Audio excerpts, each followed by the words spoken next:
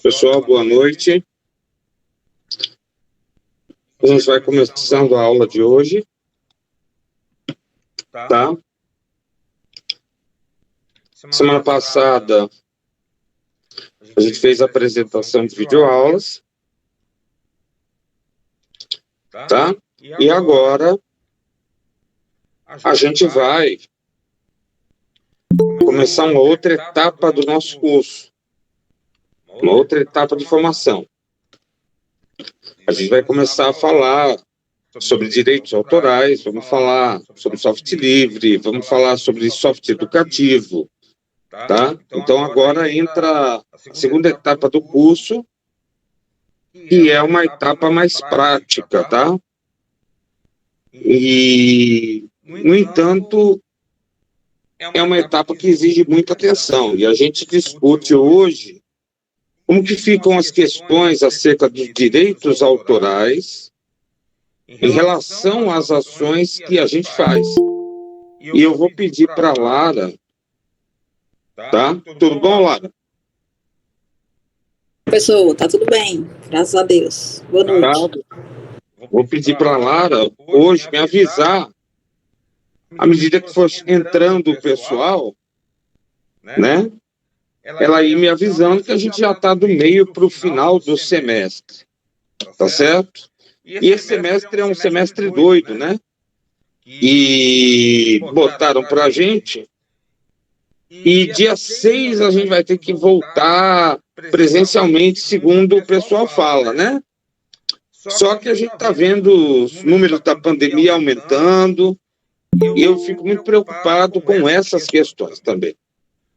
Mas desde já, eu já chamo a atenção de vocês.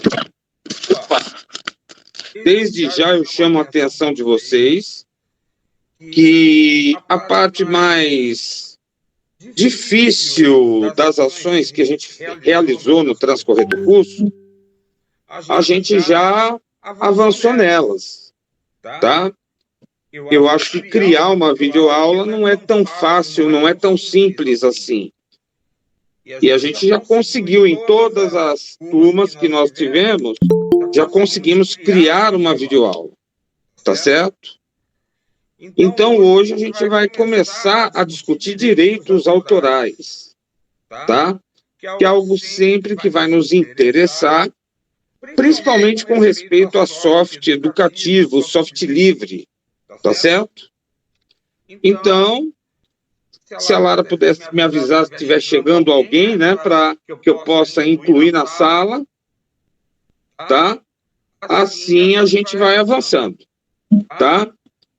Então, hoje vamos falar sobre direitos autorais. Vamos primeiro fazer um breve apanhado histórico. Vamos falar sobre os marcos importantes, no Brasil, sobre fundamentos dos direitos autorais, copyright, copyleft, fair use e domínio público, tá? Então, é uma base sobre direitos autorais que eu acho que devia ser dado, vamos dizer assim, no início de qualquer curso de graduação, tá certo?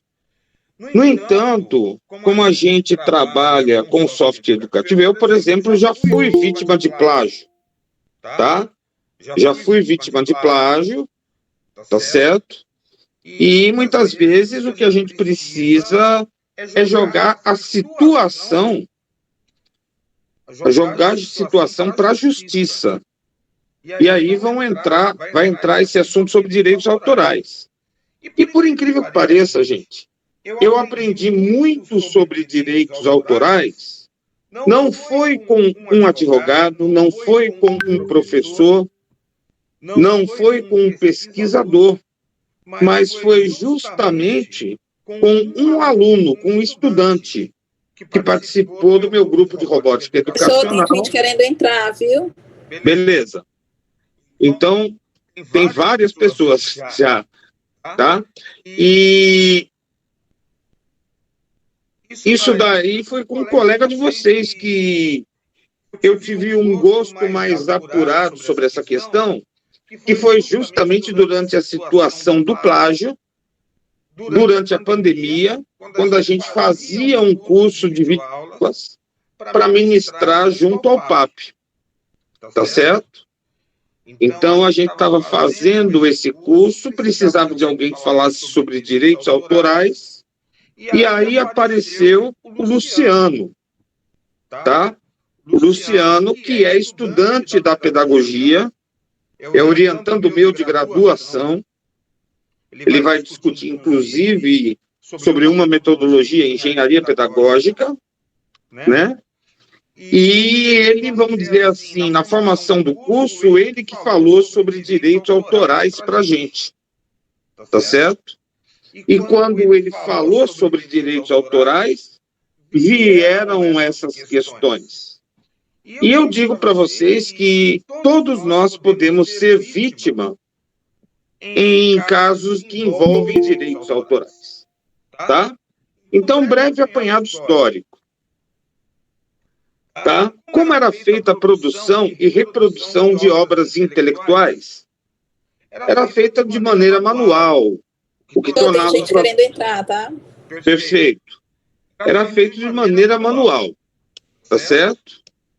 Então, como era feito de modo manual, tá? Boa parte das obras intelectuais, na Idade Média e antes da Idade Média, eram passadas através de cópia, tá?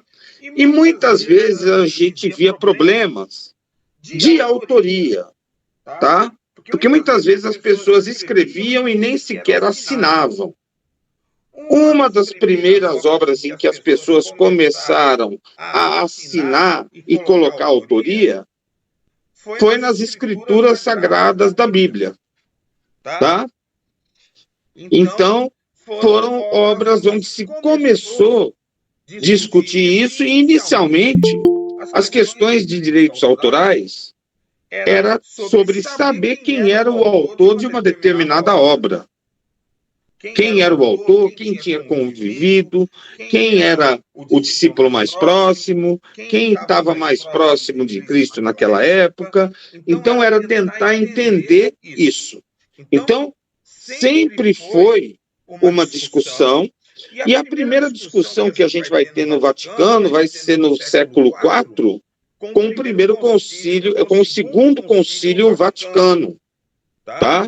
Nesse concílio do Vaticano vai ser definido o cânon das obras sagradas e vão se definir 72 livros iniciais que compõem a Bíblia e já vão surgir outras obras que não eram consideradas tão autênticas, e essas obras vão ser os evangelhos apócrifos, tá? Até hoje, se você fizer uma busca na internet e quiser conhecer esses evangelhos apócrifos... Pessoal, mais alunos querendo entrar. Ok. Então, nós tínhamos, então, antigamente, uma curiosidade muito grande sobre esse tema, tá certo? Tínhamos uma curiosidade grande, significativa sobre essa temática, mas era mais sobre para ver a questão da autenticidade das obras intelectuais. As obras intelectuais eram feitas de modo manual, o que tornava o processo bastante difícil. E, além disso, não exigia uma regulamentação que definisse o processo. E as obras eram alteradas sem o maior constrangimento. Com a invenção da prensa do tipo móvel, por Johannes Gutenberg, no século XV, então, aí vão começar a surgir os primeiros problemas, tá? E aí surgem os primeiros marcos. Então, nós vamos ter a concessão de privilégios ou censura monopolizada pela State-Owned Company, tá? Vai ser o primeiro organismo que vai imprimir organismos de censura e privilégio de autoria, tá? Então, o Estatuto da Rainha Ana, promulgado em abril de 1710. Então, aqui já estamos entrando na Idade Moderna, né? E a Convenção de Berna, de 1886. A adesão do Brasil em 20 de abril de 1975, com a Lei 75.699. Ok? Então... Tem gente querendo entrar, tá bom? Opa, hoje está agitado. Hoje está agitado, mas eu não estou vendo ninguém querendo entrar agora. Diana, ela entrou, a Diana? Eu vou esperar aqui um pouquinho. Entrar. Tá, vou esperar aparecer aqui. Tudo bem, gente? Pessoal, eu sei que boa parte de vocês estão entrando agora. Eu mesmo estava no PAP agora há pouco. Eu vim para cá para poder a gente fazer a aula. Daqui para sábado, no sábado, nós vamos ter a Semana do Brincar, tá? Na Casa Zé de Alencar. O professor Marcos Teodorico, ele está comandando a Semana do Brincar. Eu vou estar com um laboratório de robótica educacional. Vão ter pessoas de outros cantos da universidade também que vão estar lá no dia do Brincar, dia 28. Vai ser no sábado pela manhã, das 8 ao meio-dia. Então, quem quiser ir no dia do Brincar, seja bem-vindo, tá certo? Claro, se quiser participar, seja bem-vinda. Bom, professor, obrigada. Tá certo? E, de antemão, tá? Hoje a gente está falando sobre direitos autorais. Eu vou disponibilizar a apresentação. A ideia de hoje é a gente fazer uma apresentação breve, tá certo? E com essa apresentação vai começar uma nova fase do nosso curso, em que a gente vai trabalhar com soft educativo, vai trabalhar com a questão de soft livre, vamos trabalhar com outras questões do curso de informática na educação. A gente vai saber o que a gente pode usar, o que não pode usar, e parece que o povo endoidou. Estão me ligando por todos os telefones, né? Mas eu não vou ver nenhum dos telefones agora, tá? Que boa parte do pessoal sabe que eu estou em aula, tá certo? Então, hoje... tá? Eu já falei um pouquinho sobre a origem dos direitos intelectuais. Falo que, vamos dizer, antes da Idade Média, essa questão dos direitos intelectuais, elas começaram a ser levadas mais a sérios devido à origem da Bíblia Sagrada. Na Antiguidade Grega, havia algo mais regulamentado e se valorizava a autoria das pessoas, mas também a gente não via nada sobre plágio, não via nada sobre cópia, sobre o direito de uso de determinadas coisas, tá? Mas, na Idade Média, boa parte das obras serão feitas manualmente, tá? Nós não teremos tipos móveis, máquinas como a prensa, tá? E começa a se discutir a questão da autoria de determinados textos devido a questões que surgiram na religiosidade. O pessoal queria saber a autenticidade dos evangelhos, tá? Havia pelo menos 12 evangelhos diferentes. O pessoal queria saber o que estava mais próximo da verdade em relação a Cristo, tá? Então havia uma questão de autoria. Então foi quando a gente começou a ver no século II depois de Cristo as obras, tá, da Bíblia sendo assinadas, tá? No século IV, 2 séculos depois, a gente vai ter um Concílio Vaticano que vai ser no qual vai ser definido quais livros são sagrados, quais livros deveriam pertencer à Bíblia e quais livros, tá, são os livros apócrifos. São aqueles que vale a pena a gente ler, mas que não considerássemos a palavra de Deus por conta de questões de autoria, tá certo? E também questões que atingiam a fé cristã. Quando a gente vê documentários sobre os evangelhos apócrifos e os evangelhos canônicos, ou sobre os textos apócrifos e os textos canônicos, a gente vai ver que muita coisa ficou de fora da Bíblia, tá? Maria Madalena, por exemplo, tinha um evangelho dela, tá? Nesse evangelho dela, ela tinha a força de papa, tá certo? Então, daí dizem as más línguas que, vamos dizer, o pessoal que seguia Pedro apoiou a ideia de marginalizar o evangelho de Maria Madalena pela questão da mulher no poder dentro da igreja. Tá? Dizem as más línguas, né? A gente não estava lá, não sabe se é verdade, e nem tem muito documento sobre esse momento da história, tá? Mas eram como as coisas ocorriam.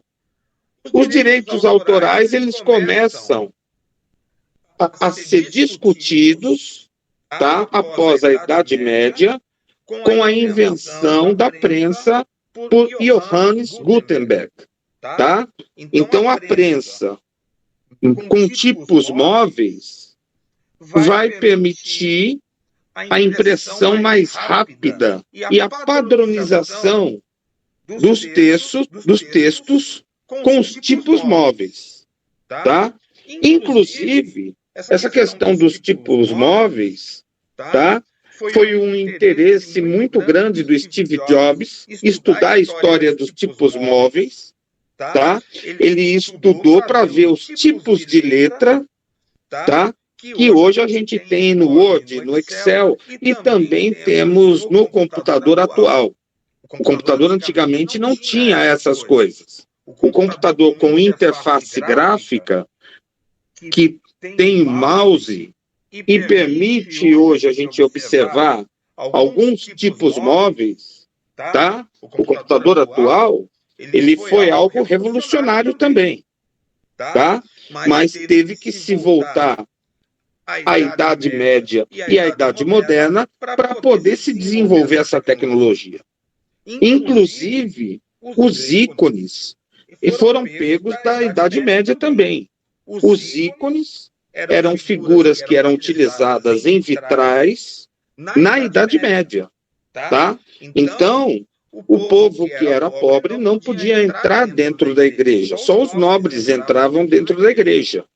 Então, as pessoas viam o evangelho pela fala do padre, pela recitação da missa em latim e também pela apresentação de ícones nos vitrais. Então, aqueles 12 passos, né, da paixão de Cristo, que tinham ali 12 ou 10 passos, tá? Se eu não me engano, tá? Aquilo ali foi criado para contar a história da paixão de Cristo, tá? Então as pessoas, elas antigamente rodavam uma igreja para poder entender o que acontecia.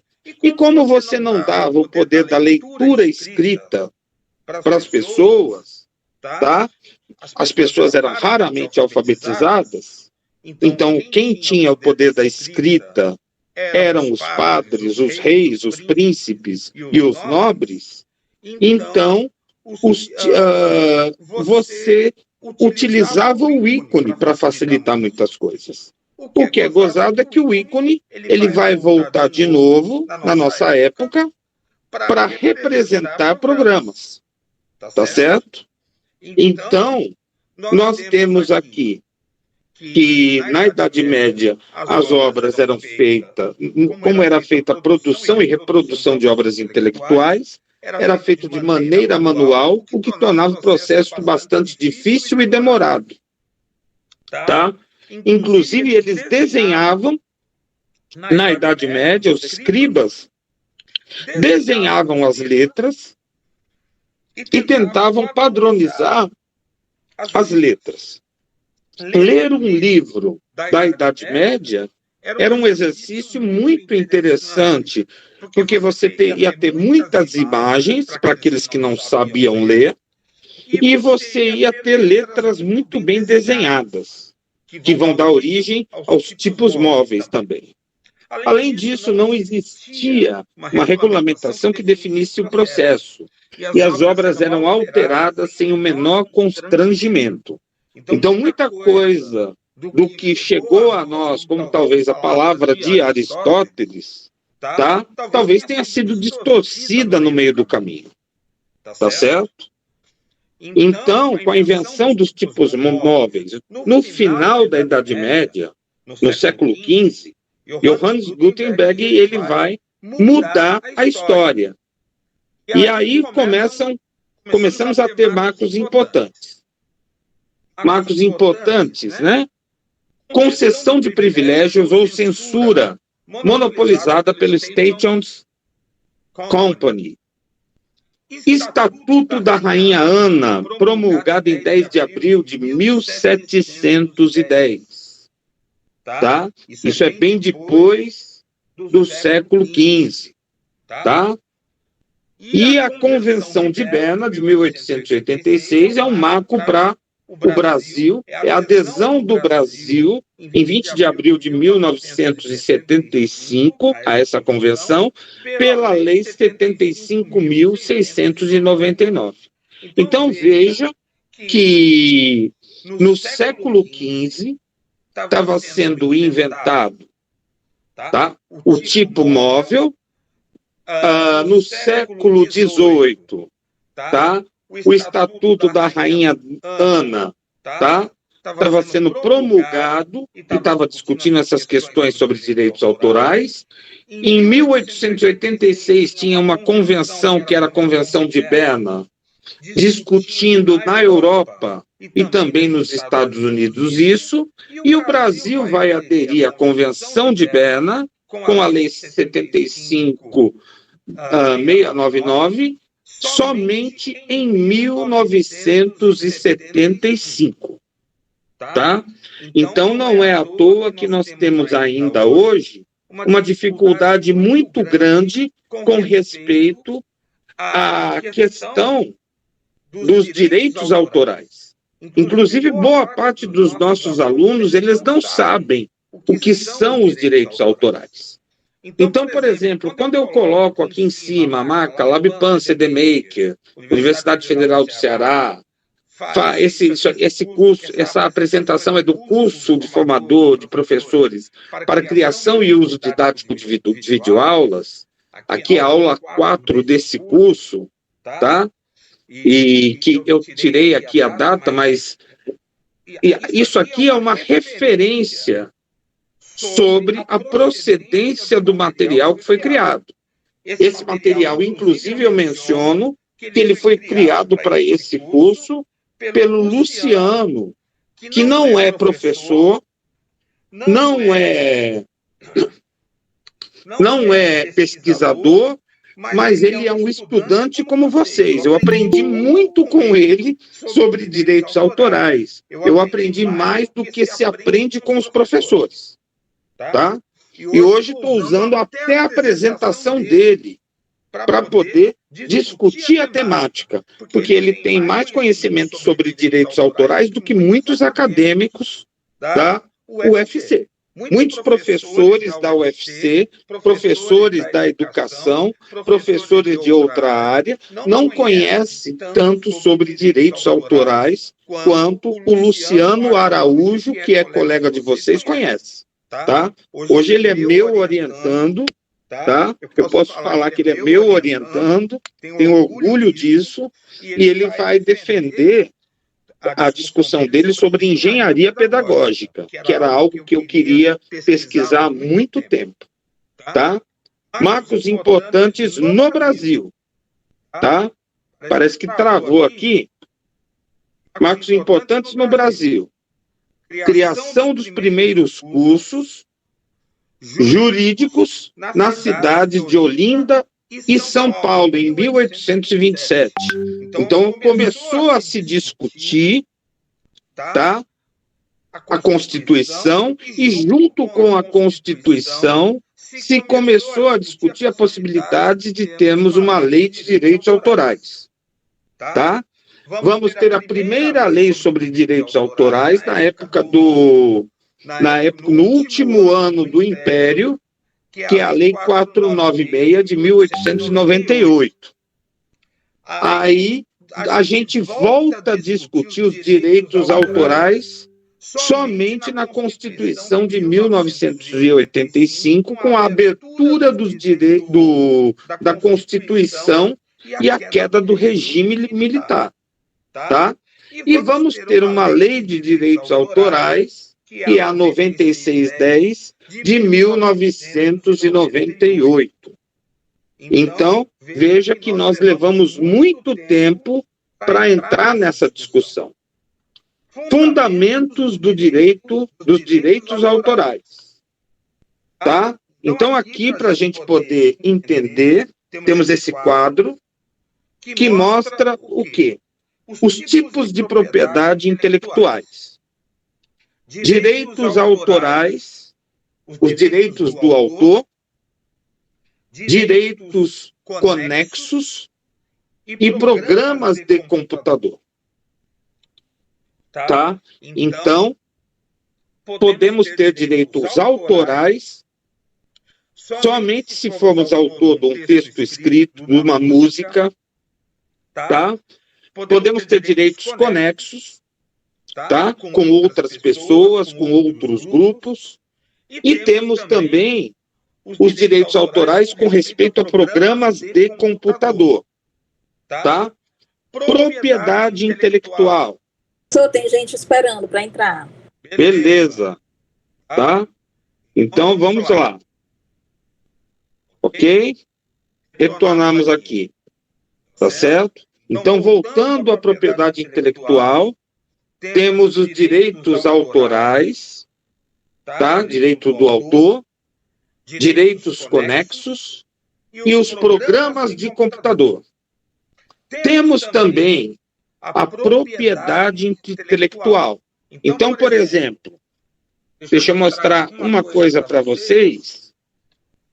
Então, esse logotipo que está aqui é uma marca, tá? É uma marca que eu estou criando para um computador nosso, tá? Então, é um desenho feito para representar uma marca de produtos, tá? Por exemplo, a marca da Coca-Cola, aquelas letras da Coca-Cola, tá? Que em inglês é Coke, mas que aqui no Brasil é Coca-Cola, né? Que é registrado em cada país, tá?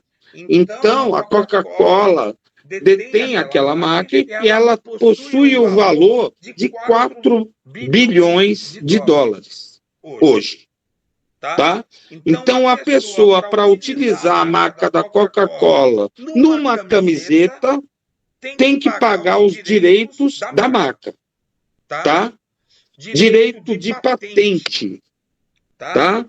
Você tem patente sobre produtos industriais, tá? E produtos não industriais. Você pode fazer um desenho e aquele desenho se torna uma patente. Você pode ter propriedade intelectual sobre desenho industrial, tá? Você pode ter propriedade industrial sobre uma indicação geográfica, tá? Então, uma empresa como Pitchpack, ela tem, tá? Ela tem direito à indicação geográfica, tá certo?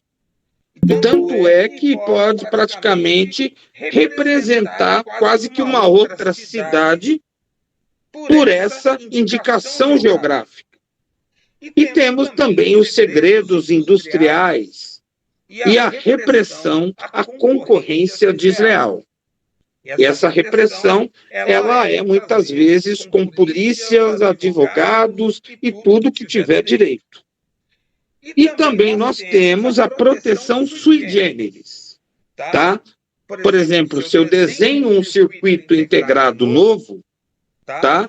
Eu tenho uma produção sui generis sobre aquele desenho, tá? Sobre um determinado cultivo, tá? Seja um cultivo de uma planta, ou uma cultura de animais, ou cultura de tecido animais, tá?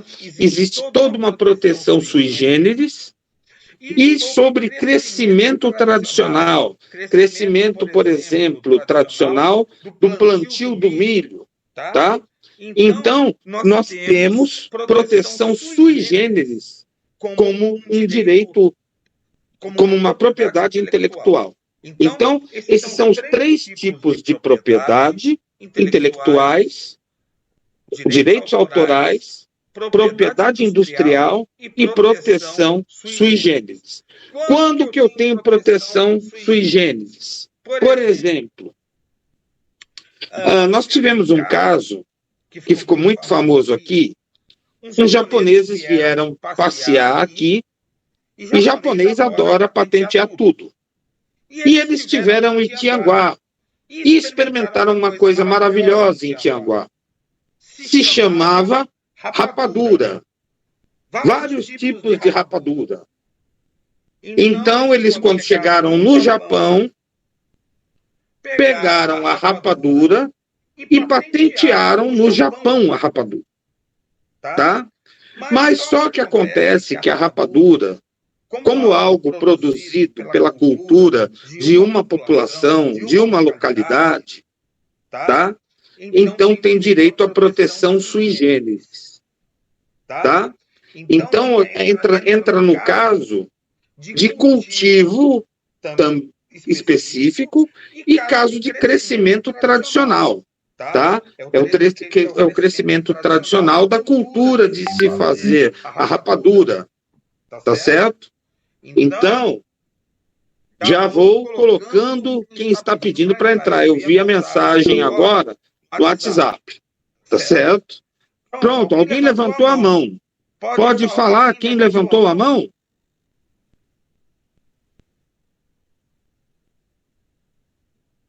Alô? É a Giane Leite. Pode falar, Giane. Baixou a mão. Deve ter apertado a mãozinha sem querer. Inclusive, essa mãozinha aqui, ela é protegida por direitos autorais. Foi sem querer mesmo. Pois não, diga. Foi sem querer mesmo. Acontece, tá bom? Mas essa mãozinha, vocês sabem que ela foi criada durante a pandemia, tá? Foi uma técnica criada, tá? Que teve uma disputa entre o Google Meet e o Jitsi. O Jitsi tem essa mãozinha, porque ele foi o criador dessa mãozinha. Mas, algum tempo depois, o Google Meet colocou essa mãozinha. Então, essa mãozinha virou uma briga de proteção intelectual e de soft, que é o programa de computador. Então, eles foram para a justiça, tá? Depois que o Jitsi ganhou, ele abriu o direito a esse botão para quem quiser utilizar, inclusive o Google Meet, tá? Então, no caso aí, entra uma briga que daqui a pouco a gente vai falar sobre copyright e copyleft, tá certo? Alguma pergunta, pessoal? Até agora? Alguma pergunta?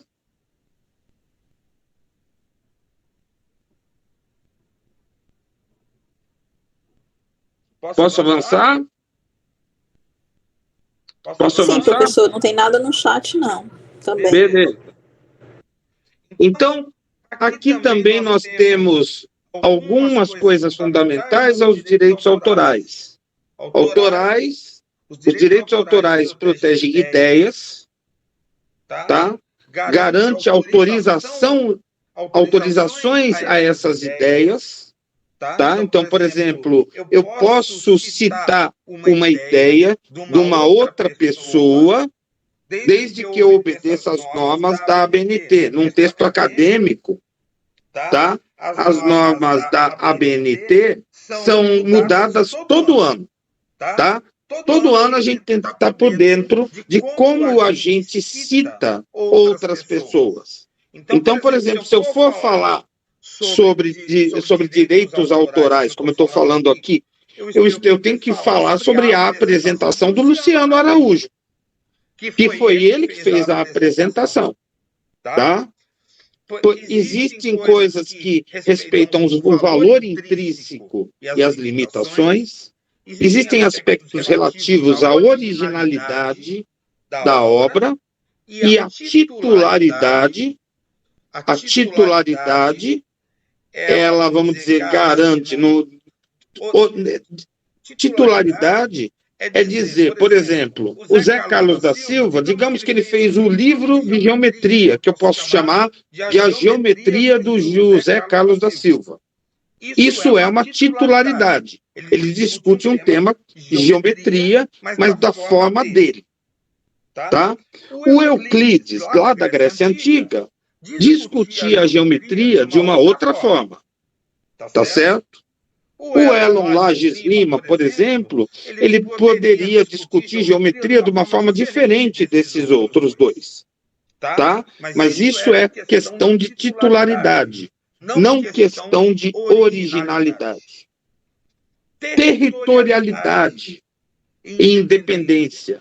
Aqui no Ceará nós estamos vendo uma briga territorial, né, no momento, que são as 10 cidades da Serra Grande que estão sendo reivindicados pelo estado do Piauí e pelo estado do Ceará. Tá certo? Então surgiu uma briga sobre isso por qual motivo? As 10 cidades da Serra Grande recolhem hoje muitos impostos em relação ao turismo. Tá? Então essa é uma briga entre estados e também é uma briga que acaba se tornando uma briga entre os municípios também. Então foram reivindicar um direito do século XVIII, tá? O Zé Ailton está falando, deixa eu ver aqui, deixa eu ver, diga Zé Ailton, você poderia falar para a gente do que se trata?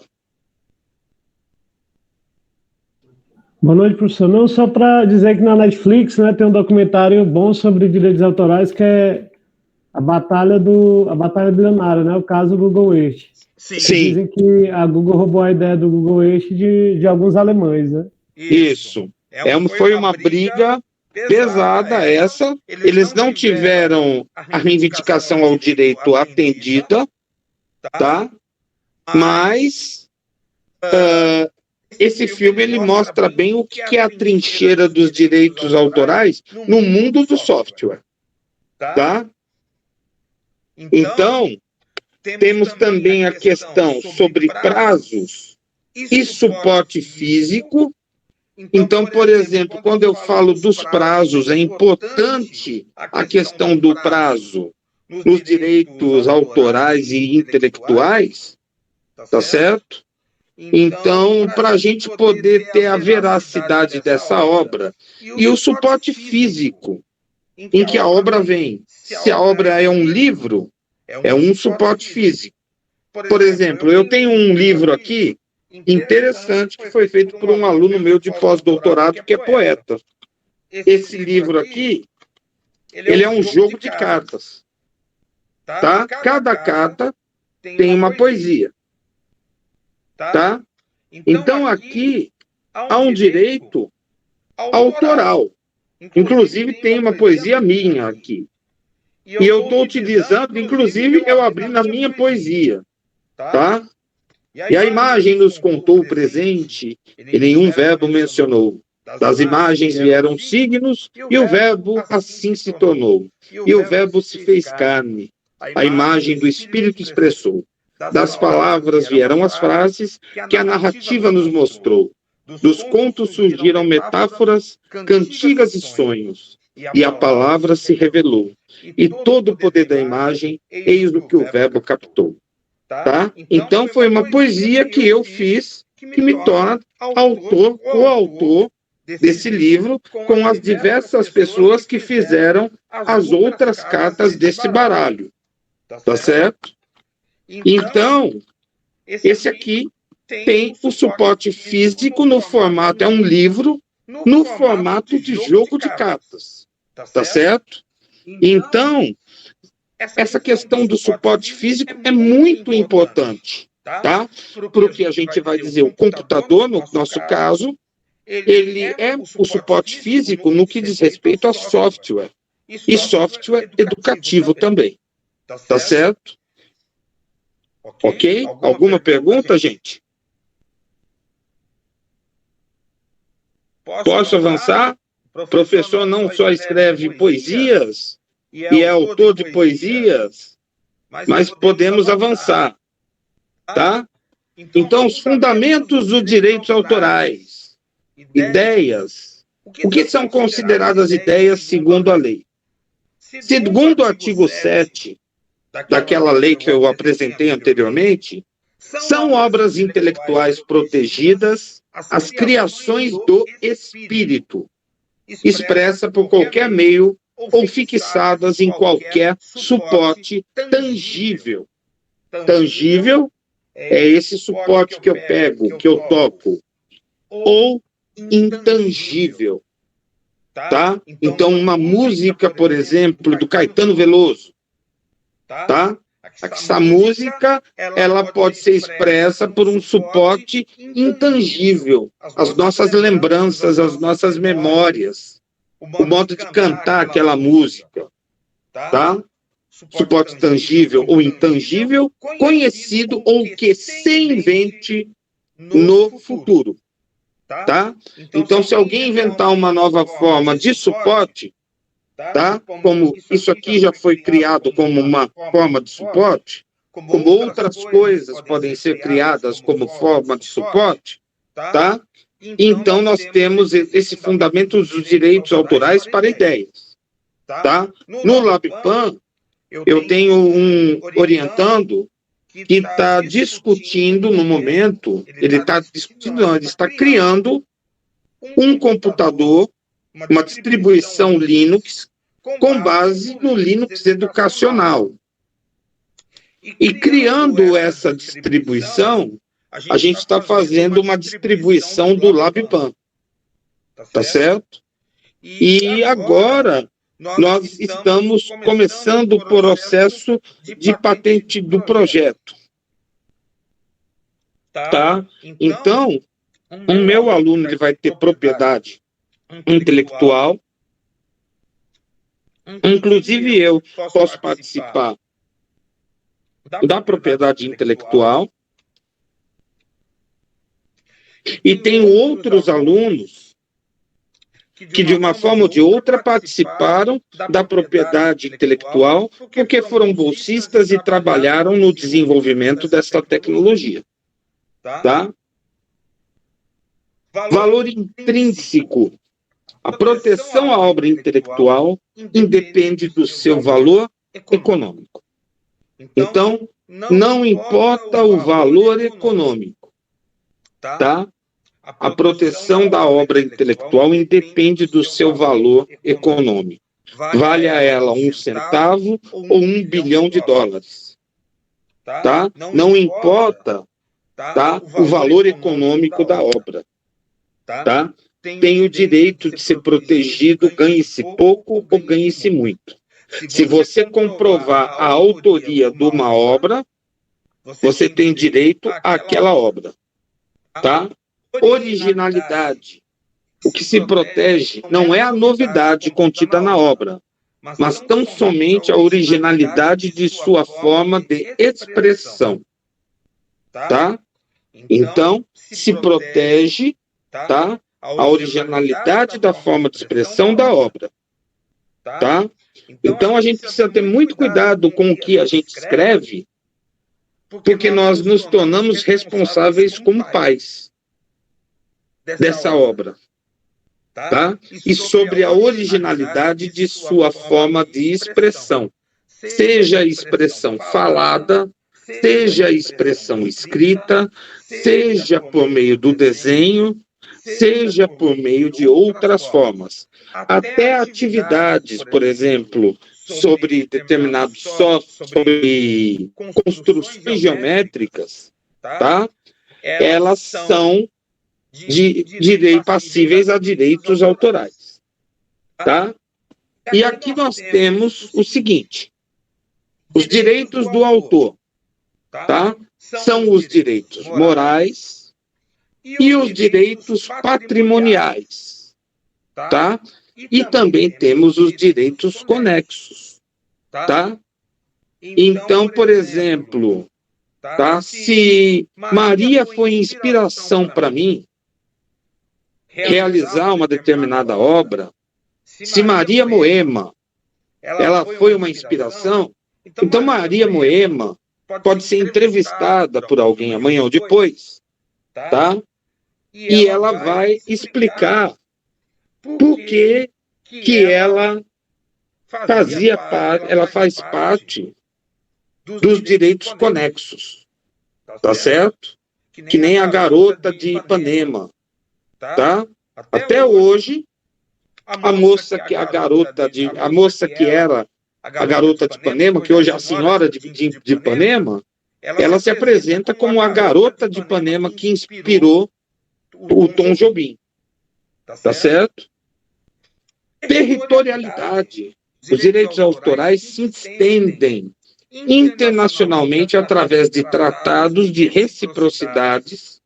Porém, devemos ficar atentos às diferenças entre a legislação de cada país.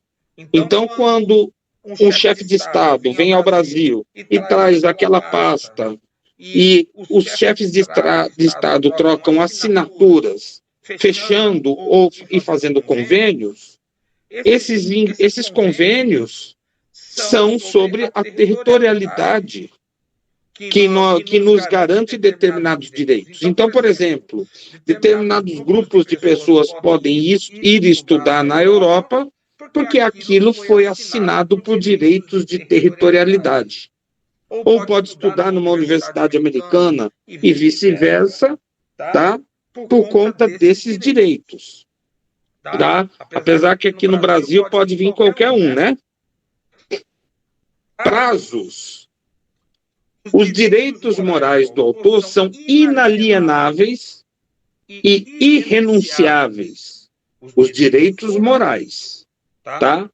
Artigo 44.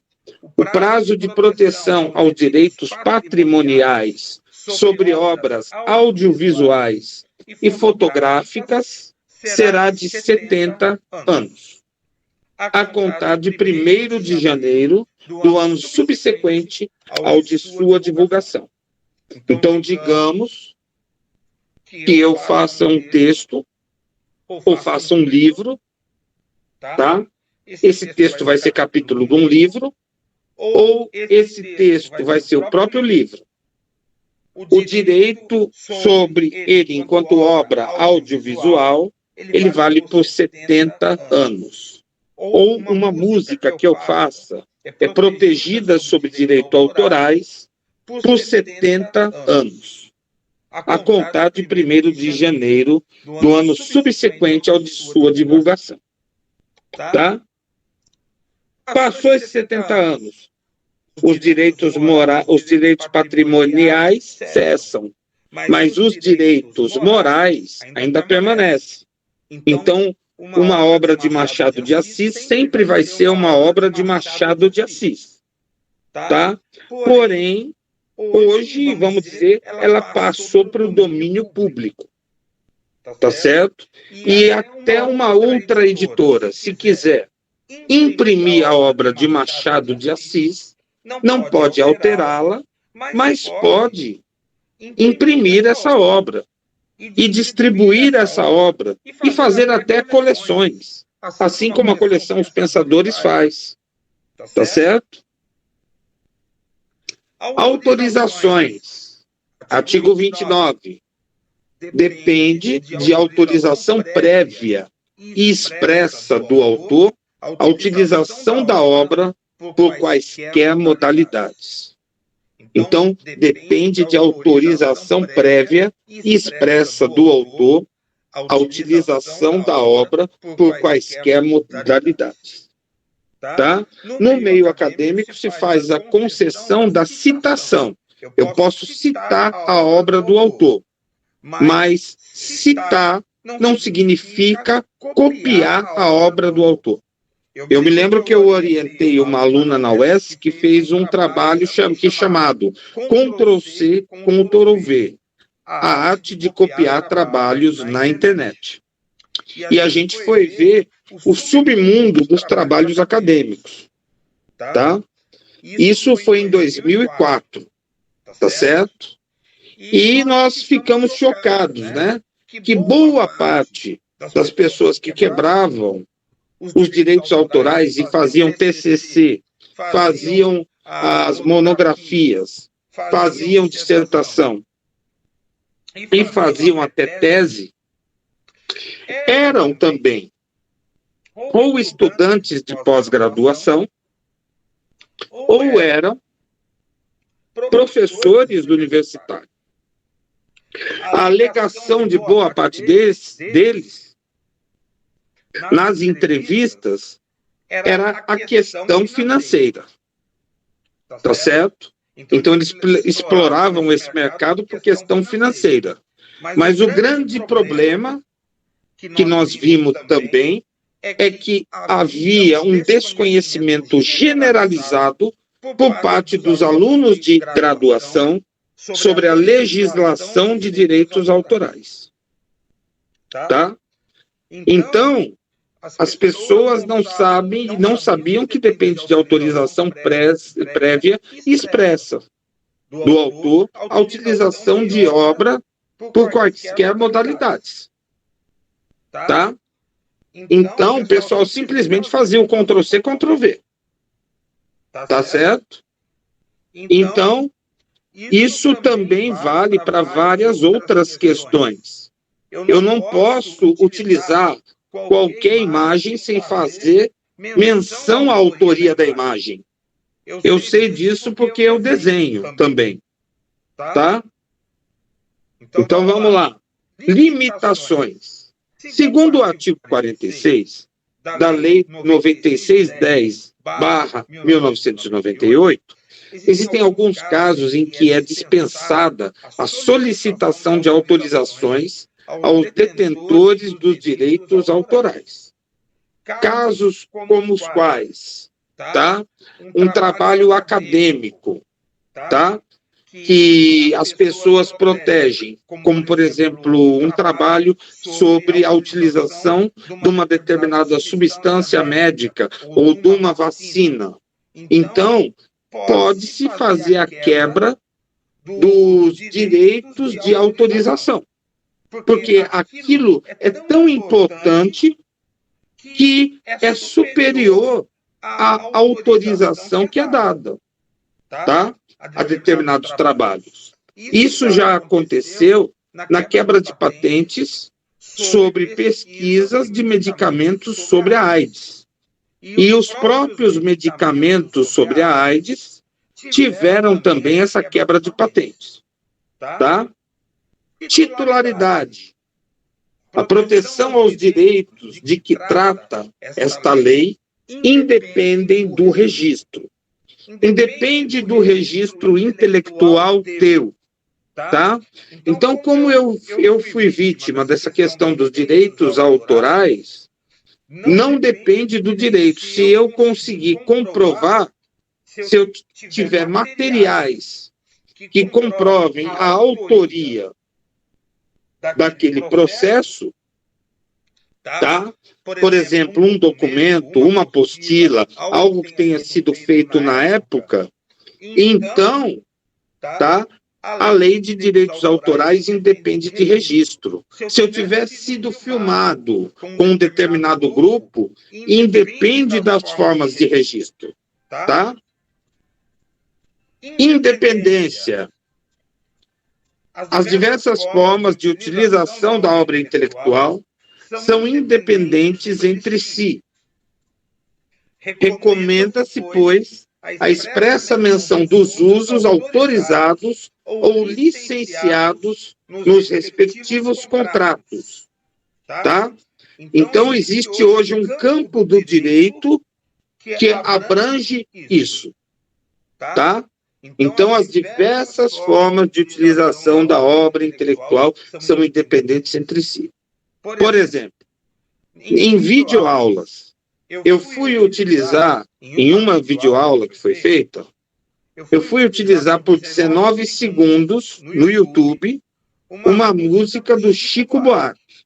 Mas as músicas do Chico Buarque passam pelos direitos autorais. E aí não poderia utilizar aquela música por mais de 10 segundos. Tá? Então tivemos que diminuir aquela música em menos de 10 segundos. Quer dizer, foi uma menção muito rápida à música, tá? Que foi aquela música Cálice, tá certo? Então, veja só, ela é uma propriedade intelectual e é protegida por diversos contratos, tá certo? Artigo 37.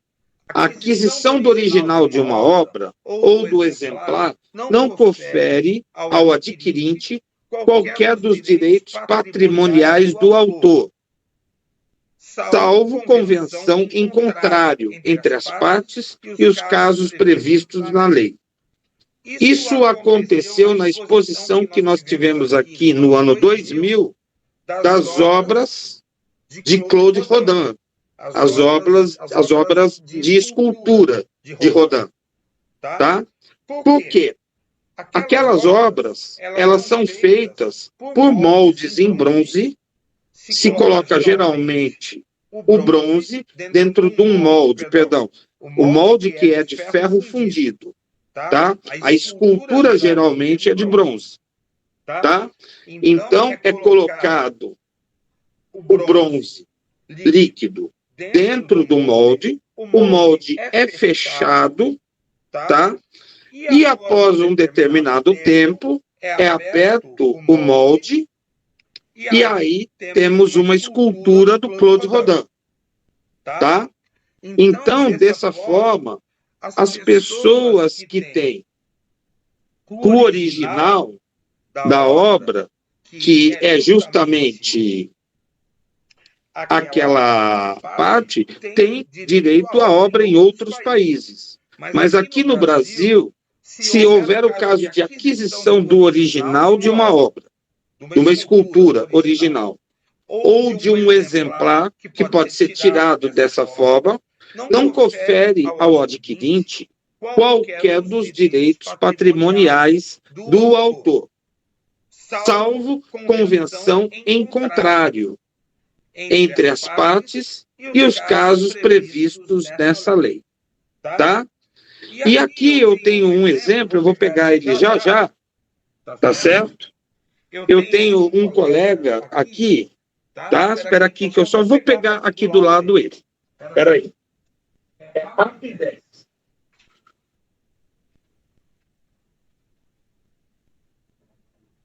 Veja bem. Alguém acredita que alguém já quis comprar isso de mim como uma escultura? Tá? O que é isso aqui? Eu peguei uma vela, tá? E decidi fazer um rosto. Tá certo? Eu quis fazer o rosto do Dr. Manhattan, tá? Do Watchmen. Mas saiu bem diferente, tá? Então, esse aqui é o Jerônimo Manhattan, tá? Então, já quiseram comprar o Jerônimo Manhattan, tá? Já me ofereceram R$300 no Jerônimo, tá? Eu botei até a foto dele no Instagram, mas ele já está valendo R$300, tá? Alguém me ofereceu isso, tá certo? Então, ele é um original da obra, mas eu posso, por exemplo, fazer um molde, tá? Eu posso fazer um molde e reproduzir os Jerônimos Manhattan e fazer uma coleção de Jerônimos Manhattan, tá? E vender pela internet o Jerônimo Manhattan, tá? Olha só ele aqui. Oi, gente, tudo bom? Estou participando do vídeo com vocês, tá? Então, o seu Jerônimo Manhattan, ele é uma obra intelectual minha, tá? Porque eu fiz ele, tá? Eu tirei pedacinhos e lascas da vela. Então, é uma escultura. Eu nem sabia que era uma escultura.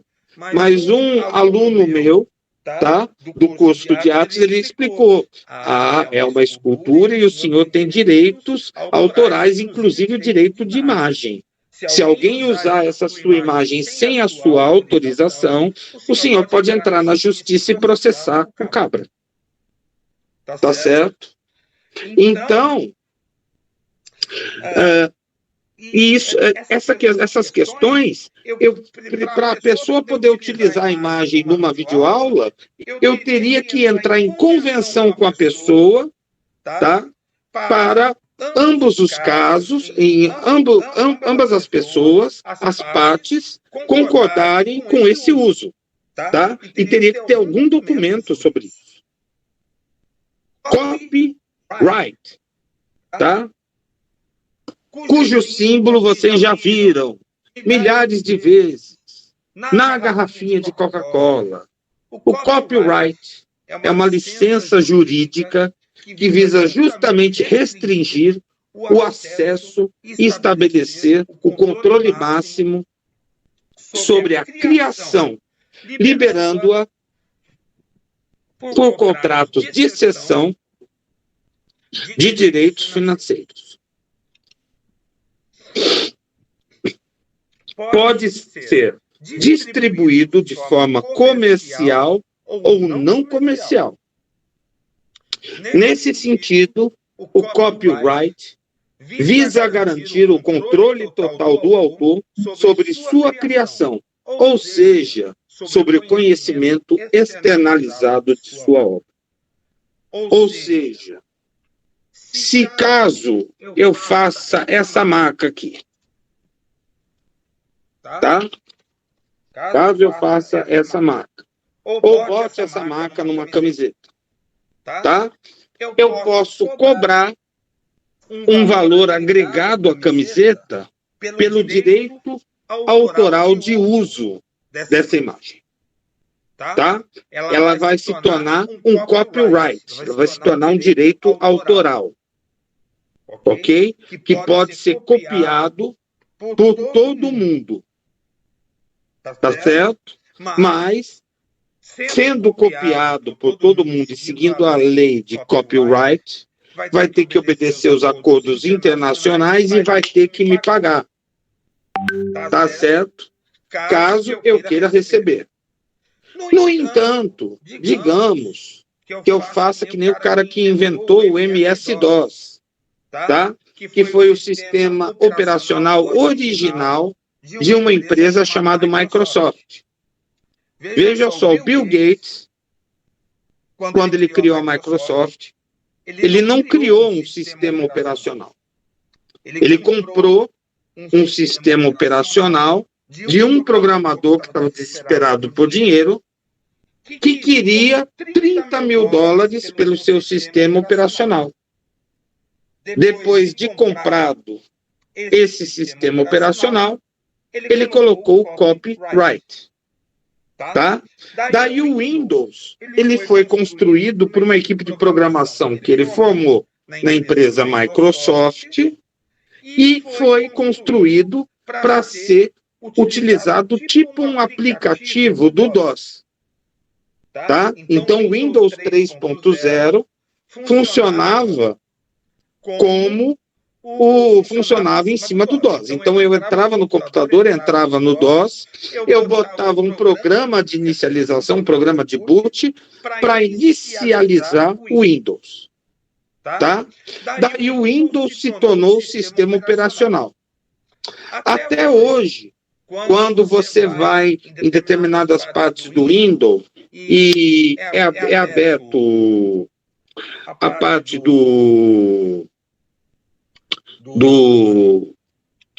Windows, deixa eu ver se eu poderia mostrar para vocês, eu vou parar um pouquinho a apresentação, tá? Deixa eu sair daqui um pouco, eu vou mostrar aqui para vocês, tá? Então agora eu preciso sair dessa imagem, parar a imagem, tá? E agora eu vou entrar numa pasta aqui, já abri o modelo das pastas, e agora eu vou compartilhar aqui, tá? Então, compartilhando a pasta, esse computador que está aqui, ele tem o DOS. Tá? Então, aqui, tá? É o sistema Windows. Mas o sistema Windows, ele é baseado, tá? Num sistema da Microsoft, que foi baseado nos acessórios do Windows, tá? Então, eu estou procurando aqui o shell do Windows. E o que é o shell? É a parte MS-DOS do Windows. Então, ainda hoje, existe um shell do sistema. Pouca gente sabe disso, tá? Deixa eu ver aqui, que é o prompt de comando, tá? Então, agora, esse prompt de comando, ele está aberto aqui, tá? Eu vou agora parar a apresentação de novo e vou abrir o prompt de comando, que é conhecido também como shell do sistema operacional. Então, veja só. Ó, ele apresenta comandos do DOS, tá? O comando D, por exemplo, o CD, dois pontos, ele sai das pastas. Antigamente era assim que a gente navegava nos computadores. Eu posso ver os diretórios gerais, tá?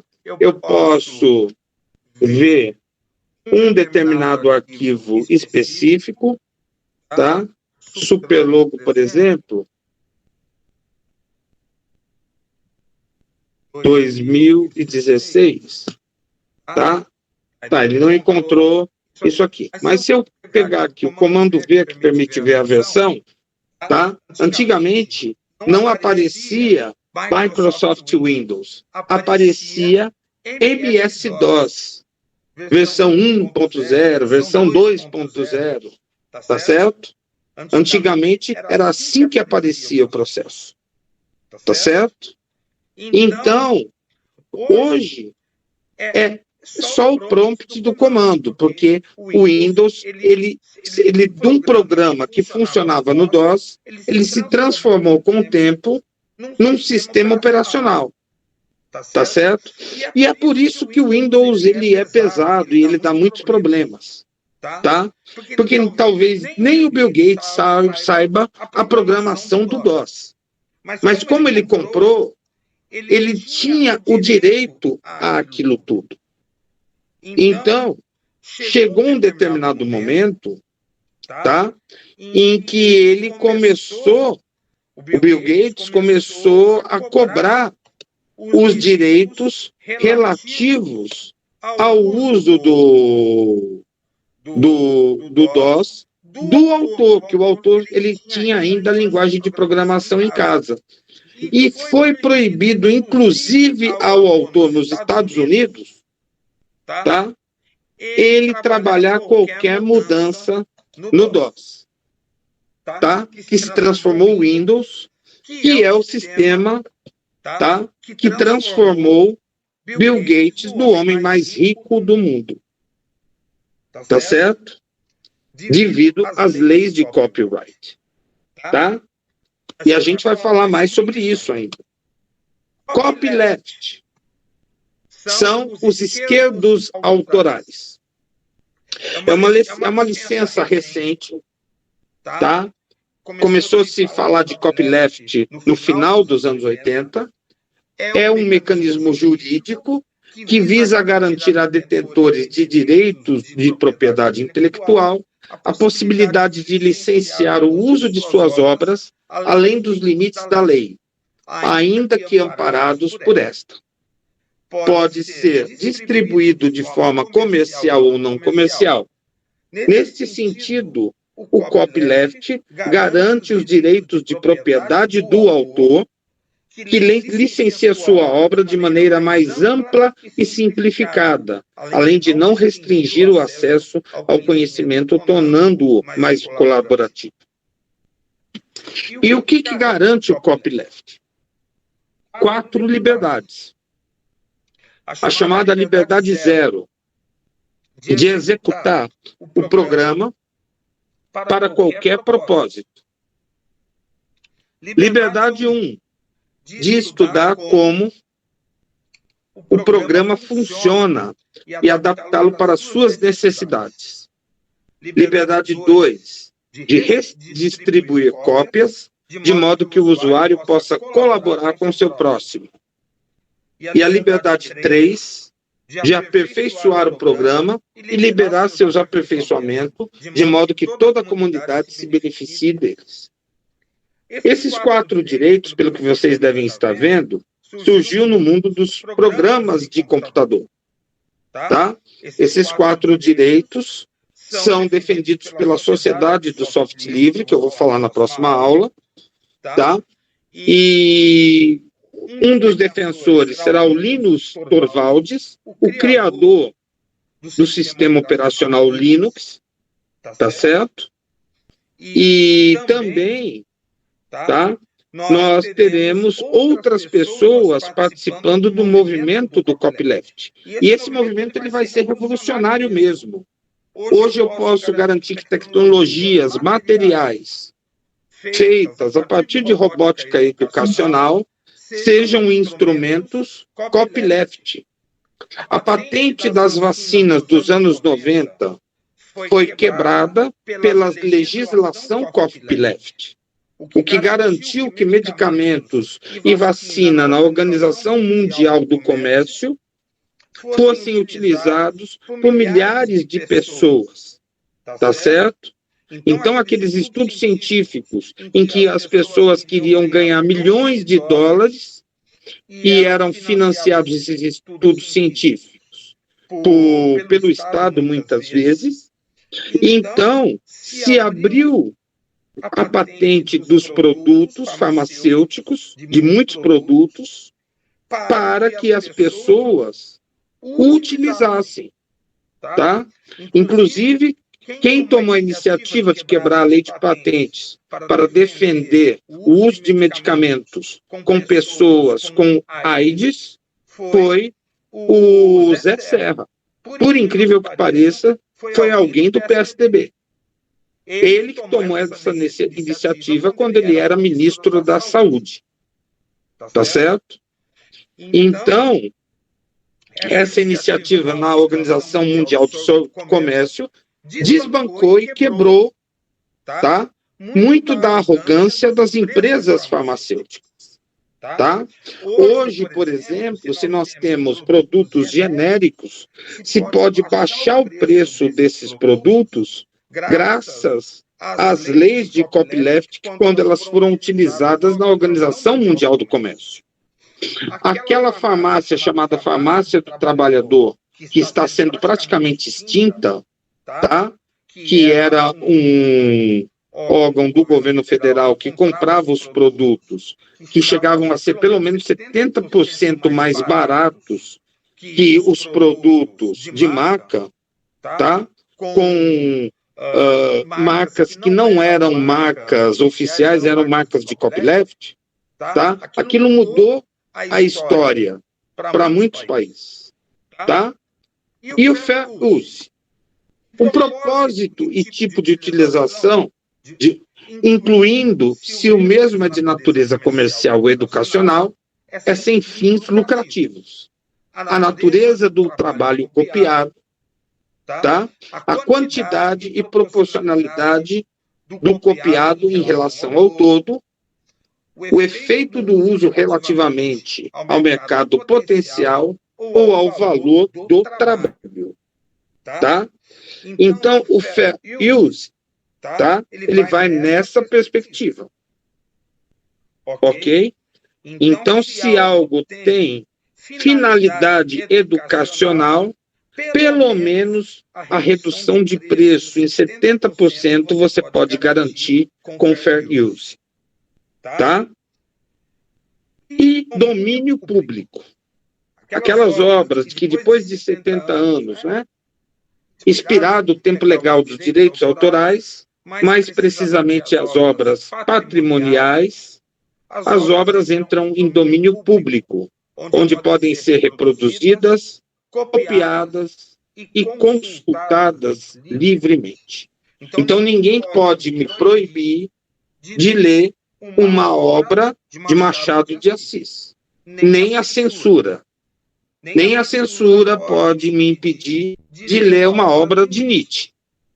Nem a censura pode me permitir ou me proibir ler uma obra com mais de 70 anos.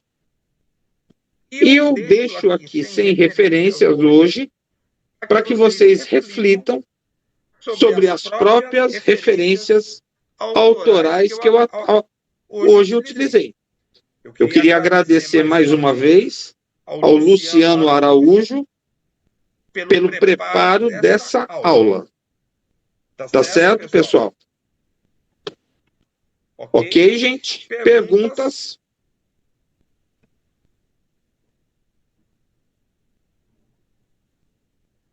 Pergunta, meu povo.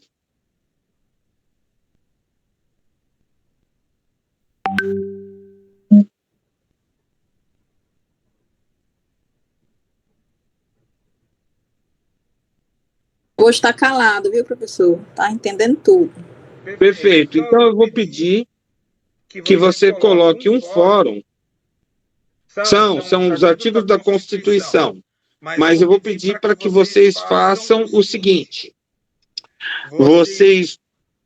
vou mandar a apresentação já para a Lara. E eu peço para que você crie um fórum até o final do curso sobre direitos autorais. Vocês vão falar com suas palavras, em verso ou prosa, com imagens ou como vocês desejarem, né, Jerônimo? Tá? Vocês vão falar como vocês desejarem sobre o que são os direitos autorais, incluindo o direito de imagem, tá? Eu tenho o direito da minha própria imagem, tenho direito da minha barba, eu tenho direito do meu cabelo, eu tenho direito ao que eu coloco sobre o meu cabelo, tá? Então, a gente tem que pensar muito a questão de liberdade de expressão e a diferença do próximo, se a gente vai pensar sobre direitos autorais. A sua imagem é um direito teu, tá? O fórum... Lara, você está fazendo o fórum pelo... o Google. Sala de aula. Ok. Disponibiliza daí o link para o pessoal, tá bom? Ok, vou colocar pessoal? Lá na sala. Então, se vocês não têm alguma pergunta, eu humildemente vou me retirar com Jerônimo, tá? E vou comer uma tapioca e vou assistir Pantanal. Vou ver se Maria Broaca fez o inferno hoje. Tá certo? Então, pessoal, a aula vai terminar em 10 segundos. Coloquem o nome completo e o número de matrícula.